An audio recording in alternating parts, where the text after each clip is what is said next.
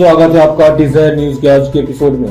पहली खबर सामने आ रही है। पीएम मोदी के दौरे से पहले अमेरिका ने दिया बड़ा झटका, जारी की ये रिपोर्ट। जानते हैं पूरी खबर। प्रधानमंत्री नरेंद्र मोदी अगले महीने अमेरिका दौरे पर जाने वाले हैं। इससे ठीक एक महीने पहले अमेरिका ने धार्मिक अल्पसंख्यकों को लेकर भारत पर निशाना साधा है। अमेरिकी विदेश मंत्रालय ने धार्मिक स्वतंत्रता पर सोमवार को एक रिपोर्ट जारी की है, जिसमें भारत में अल्पसंख्यकों के खिलाफ हिंसा की 20 से अधिक घटनाओं का जिक्र किया गया है। रिपोर्ट के संदर्भ में एक वरिष्ठ अमेरिकी अधिकारी ने कहा कि अमेरिका चाहता है भारत लगातार हो रही धार्मिक हिंसा की निंदा करे। 15 मई को जारी धार्मिक स्वतंत्रता पर अमेरिका की वार्षिक रिपोर्ट में भारत के मुस्लिमों और ईसाइयों सहित धार्मिक अल्पसंख्यकों के खिलाफ हमलों को सूचीबद्ध किया गया है। डिजायर न्यूज के सूत्रों से खबर सामने आ रही है। एक वरिष्ठ अमेरिकी अधिकारी ने नाम न छापने की शर्त पर पत्रकारों से रिपोर्ट के संदर्भ में बात करते हुए कहा वो भारत में लगातार हो रही धार्मिक हिंसा से दुखी हैं। अधिकारी ने कहा इन चिंताओं के संबंध में हम सरकार को हिंसा की निंदा करने और धार्मिक अल्पसंख्यकों के प्रति अमानवीय बयानबाजी करने वालों को जवाबदेह ठहराने के लिए प्रोत्साहित करते हैं। अमेरिका ने कहा कि वो इसे लेकर भारतीय समर्थकों से बात करेंगे। उन्होंने आगे कहा हम अपने सिविल सोसाइटी के सहयोगियों और पत्रकारों के साथ मिलकर जमीन पर काम करना जारी रखेंगे, जो कुछ दुर्व्यवहारों का दस्तावेजीकरण करने के लिए काम कर रहे हैं। रिपोर्ट में योगी आदित्यनाथ की सरकार के तहत उत्तर प्रदेश में कुछ मुस्लिमों के घरों पर बुलडोजर की कार्रवाई का भी जिक्र है। साथ ही रिपोर्ट में 2002 के बिल्किस बानो गैंगरेप के 11 दोषियों को रिहा करने का भी जिक्र किया गया है। इस साल के अंत में ब्लिंकन धार्मिक स्वतंत्रता पर विशेष चिंता वाले देशों की सूची जारी करेंगे और इस बार भी यह माना जा रहा है कि अमेरिका भारत को इस सूची में शामिल नहीं करेगा। ऐसा इसलिए क्योंकि हिंद प्रशांत क्षेत्र में चीन का मुकाबला करने के लिए भारत अमेरिका के लिए बेहद अहम है। अगली खबर सामने आ रही है। क्या अमिताभ बच्चन ने सच में तोड़ा ट्रैफिक रूल? बिना हेलमेट बाइक राइड करने पर बिग बी ने दी सफाई। जानते हैं पूरी खबर। हिंदी सिनेमा के महानायक अमिताभ बच्चन इन दिनों विवादों में घिरे हुए हैं। दरअसल उन पर ट्रैफिक नियम तोड़ने के आरोप लगे हैं। हाल ही में अभिनेता बिना हेलमेट के बाइक पर बैठे नजर आए थे, जिसकी तस्वीर उन्होंने सोशल मीडिया पर साझा की थी। बिना हेलमेट के देख लोगों ने उन्हें ट्रोल किया। जब उन्होंने इस मामले पर अपनी सफाई पेश की, उन्होंने कहा कि रविवार का दिन था, मैं मुंबई की सड़क पर शूटिंग कर रहा था और इसके लिए मैंने अनुमति ली थी। बल्लाड एस्टेट की एक गली में शूटिंग के लिए औपचारिक अनुमति ली गई थी।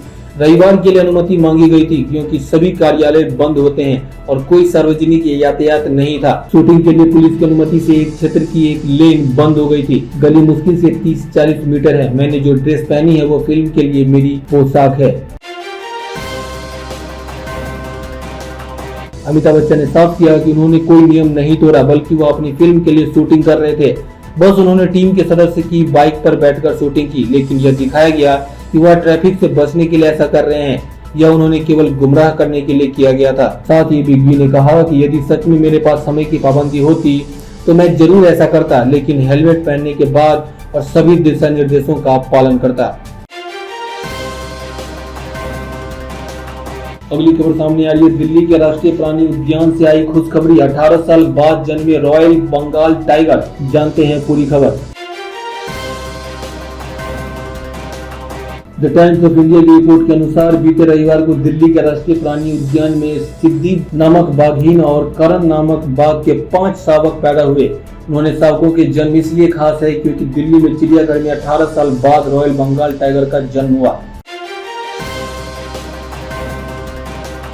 प्राणी उद्यान के एक अधिकारी ने कहा कि आखिरी बार 2005 में शावकों का जन्म हुआ था। मां और शावक दोनों ही स्वस्थ है। शावक और उनकी मां रेस्टिंग शेल्टर में है।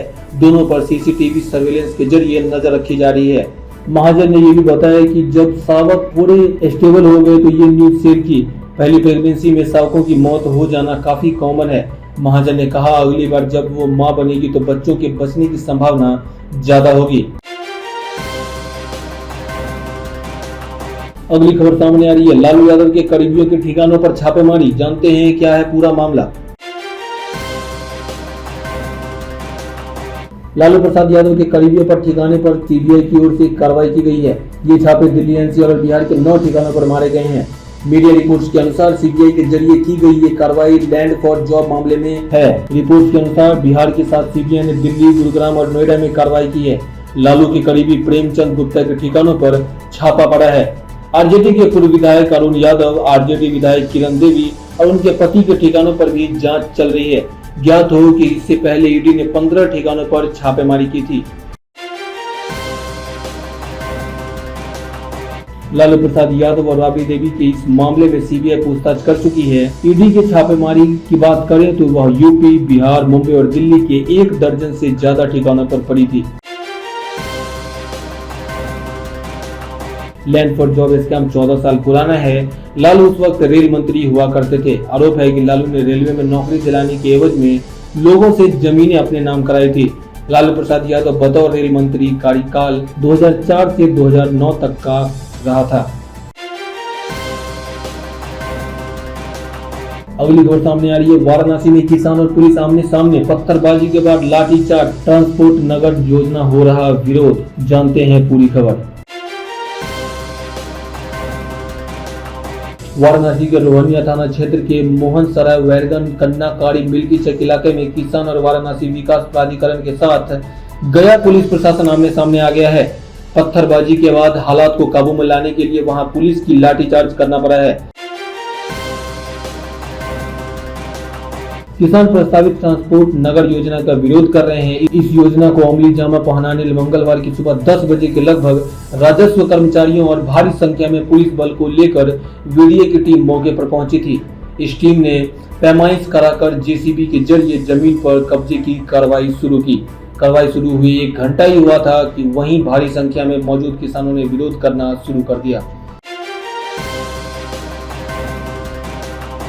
किसानों का कहना था कि सरकार सिर्फ उसी जमीन पर कब्जा करे जिसका मुआवजा वो दे चुकी है। जिन जमीनों का मुआवजा किसानों ने नहीं लिया है उसे जबरदस्ती कब्जा ना किया जाए। किसान आज की तारीख के हिसाब से मुआवजा देने की मांग कर रहे हैं। इसी मांग को लेकर किसान मौके पर पहुंचे, वहां जेसीबी से खुदाई को रोकने की मांग करने लगे। प्रशासन और किसानों के बीच बात बढ़ गई और फिर कुछ लोगों ने पत्थरबाजी शुरू कर दी। थोड़ी देर तक पुलिस और वीडीए कर्मचारी मूक दर्शक बने रहे। कुछ देर बाद बड़ी संख्या में जुटे पुलिस बल ने वहां लाठीचार्ज शुरू कर दिया। पुलिस ने लाठीचार्ज कर किसानों को तीतर बीतर कर दिया। किसानों के बीच भागदौड़ मच गई। इस दौरान पुलिस ने लगभग 1 दर्जन किसानों को हिरासत में ले लिया। पत्थरबाजी और लाठीचार्ज में कुछ किसान और कुछ पुलिसकर्मी घायल हो गए हैं। इस मामले में जैसे कोई खबर आती है डिजायर न्यूज आप तक जरूर पहुंचाएगा। जानते हैं अगली खबर। लेडी सिंघम के नाम से मशहूर महिला पुलिस अधिकारी की सड़क हादसे में मौत। जानते हैं क्या है पूरा मामला। कई विवादों में फंसी असम पुलिस की महिला उप निरीक्षक की मंगलवार तड़के एक सड़क हादसे में मौत हो गई। अधिकारियों ने यह जानकारी दी। अधिकारियों ने बताया कि नागांव जिले में कलियादूर अनुमंडल के जाखलाबंदा थाना क्षेत्र के तहत महिला पुलिस अधिकारी की कार एक कंटेनर ट्रक से टकरा गई, जिससे उसकी मौत हो गई। हादसे के समय वो अपनी निजी कार में थी और उन्होंने पुलिस की वर्दी धारण नहीं कर रखी थी। सड़क हादसे में जान गंवाने वाली महिला पुलिस जुनूमनी राभा लेडी सिंघम या दबंग कॉप के नाम से मशहूर थी। वह मोरी कोलोंग पुलिस चौकी की प्रभारी थी और अपराधियों के खिलाफ कठोर कदम उठाती थी। जाखलाबंदा पुलिस थाने के प्रभारी पवन कालिता ने कहा, देर रात करीब 2:30 बजे हादसे की सूचना मिली, जिसके बाद पुलिस गश्ती दल मौके पर पहुंची और उन्हें अस्पताल ले जाया गया, लेकिन चिकित्सकों ने उसे मृत घोषित कर दिया। उन्होंने बताया कि उत्तर प्रदेश से आ रहे कंटेनर ट्रक को पुलिस ने जब्त कर लिया है। दुर्घटना के बाद ट्रक चालक मौके से फरार हो गया। नागांव की पुलिस अधीक्षक लीना डोले ने सुबह मौके पर पहुंचकर स्थिति का जायजा लिया। हालांकि पुलिस को इस बात की कोई जानकारी नहीं है कि महिला पुलिस अधिकारी अपनी निजी कार में बिना किसी सुरक्षा और शादी कपड़ों में अपने ऊपरी असम की ओर क्यों जा रही थी। वहीं उनके परिवार को भी इस यात्रा के बारे में कोई जानकारी नहीं है।